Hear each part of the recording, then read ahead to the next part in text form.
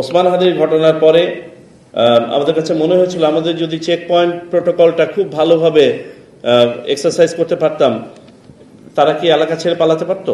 আমাদের মনে হয় একটু ইন্ট্রোস্পেকশনের দরকার আছে। সম্ভবত ঢাকাকে টার্গেট করে যে ঘটনাগুলো ঘটলো, এটার পেছনে এই ধরনের সুপরিকল্পিত পরিকল্পনা থেকে থাকলেও থাকতে পারে।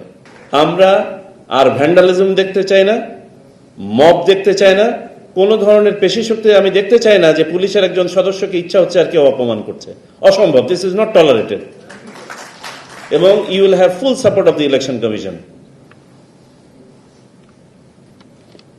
রিট অফ দ্য স্টেট বলতে আমরা যেটা বুঝি, writ of the state is reflected through institutions, and one of the prime institutions is police. আমি যদি পুলিশকে রাস্তায় অপমানিত করতে থাকি, কাজ করতে না দেই, সম্মান না দেখাই, তাহলে আমার তো স্টেটের রিট আর থাকে না। সো আপনারা please ensure, take advantage of the election and reestablish the writ of the state through your policing. বদলি পদায়নের ব্যাপারে একটি কথা আসছে। ফিল ফ্রি, আপনাদের লোয়ার লেভেলে ছোটখাটো যেসব পোস্টিং আছে এগুলোতে আমরা ইন্টারফেয়ার করতে চাই না। আমরা যে জায়গাগুলোতে আমরা জানতে চাই, বুঝতে চাই, ওসি অ্যান্ড অ্যাবাভ, কারণ এগুলো নিয়ে কথা হয়, এগুলো নিয়ে কথা হয় পলিটিক্যাল পার্টি।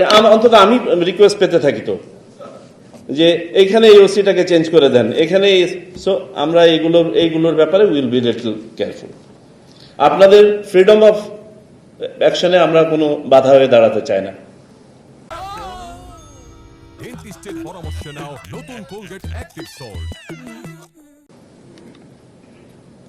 আমরা যে পরিপত্র দিয়েছি, এক্সেপশনালি এবার ইলেকশন কমিশন একটা পরিপত্র জারি করেছে।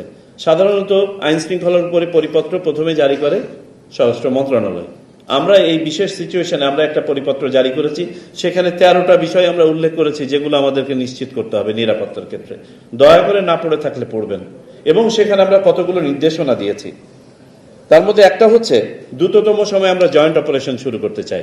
আপনারা জানেন গত রবিবারের দিন আমরা সকল বাহিনী প্রধান, ইনক্লুডিং সেনানো এবং বিমান বাহিনী প্রধান, আলাদাভাবে সবার সাথে আমরা বসেছি এবং এই নির্দেশনাগুলো দিয়েছি। আমি এখানে আশা করব আমাদের স্বরাষ্ট্র মন্ত্রণালয়ের অতিরিক্ত সচিব মহোদয় আছেন, দ্রুততম সময়ে স্বরাষ্ট্র মন্ত্রণালয়ের পরিপত্রটা জারি হওয়া দরকার। আজকের মধ্যে হলে খুবই ভালো, না হলে লেটেস্ট বাই টুমরো। কারণ বাহিনীগুলো প্রস্তুত আছে তাদের অপারেশনাল অর্ডার বের করার জন্য এবং মাঠে কাজ শুরু করার জন্য। জয়েন্ট অপারেশন পরিচালিত হবে এবং জয়েন্ট অপারেশনের কয়েকটা অবজেক্টিভ থাকবে, আপনারা নিজেরা আরো বের করতে পারেন। তার মধ্যে নাম্বার 1, অবৈধ অস্ত্র উদ্ধার। নাম্বার 2, সন্ত্রাসীদেরকে গ্রেপ্তার করা এবং আইনের আওতায় নিয়ে আসা, অন্ততপক্ষে এলাকা ছাড়া করা। সন্ত্রাসী যদি এলাকা থাকে তাহলে আপনারা এলাকা ছাড়া থাকবেন, ওদেরকে দৌড়ের উপর রাখতে হবে, তা নাহলে আপনাদেরকে ওরা দৌড়ের উপর রাখবে। আর 3 নম্বর হচ্ছে সাধারণ মানুষের মাঝে, ভোটারদের মাঝে, প্রার্থীদের মাঝে, দলের মাঝে একটা শান্তি এবং নিরাপত্তার আবহ তৈরি করা।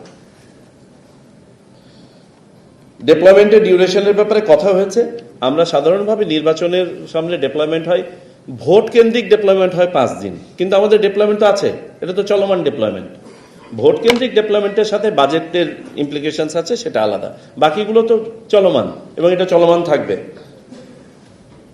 আমরা তারপরেও চেষ্টা করছি যে 5 দিনটাকে 1 দিন বাড়ানো যায় কিনা, তাতে করে আপনাদের হয়তো ফ্লেক্সিবিলিটি একটু বাড়বে।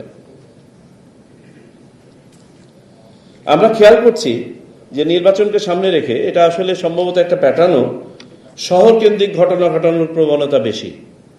তার কারণ এতে যে পরিমাণ বয়ান্সি পাওয়া যায়, কাভারেজ পাওয়া যায়, একটা প্রত্যন্ত অঞ্চলে এই ঘটনা ঘটিয়ে তো এটা পাওয়া যায় না। সো এই প্রবণতাটা কিন্তু খেয়াল করছে এবং সম্ভবত ঢাকাকে টার্গেট করে যে ঘটনাগুলো ঘটলো, এটার পেছনে এই ধরনের সুপরিকল্পিত পরিকল্পনা থেকে থাকলেও থাকতে পারে বলে আমরা মনে করি। আমাদেরকে সেরকম ধারণাও দেওয়া হয়েছে। আমরা চেক পয়েন্ট অপারেশনের ব্যাপারে গুরুত্ব আরোপ করেছি। বিশেষ করে ওসমান হাদির ঘটনার পরে আমাদের কাছে মনে হয়েছিল আমাদের যদি চেক পয়েন্ট প্রোটোকলটা খুব ভালোভাবে এক্সারসাইজ করতে পারতাম, তারা কি এলাকা ছেড়ে পালাতে পারতো? আমাদের মনে হয় একটু ইন্ট্রোস্পেকশনের দরকার আছে।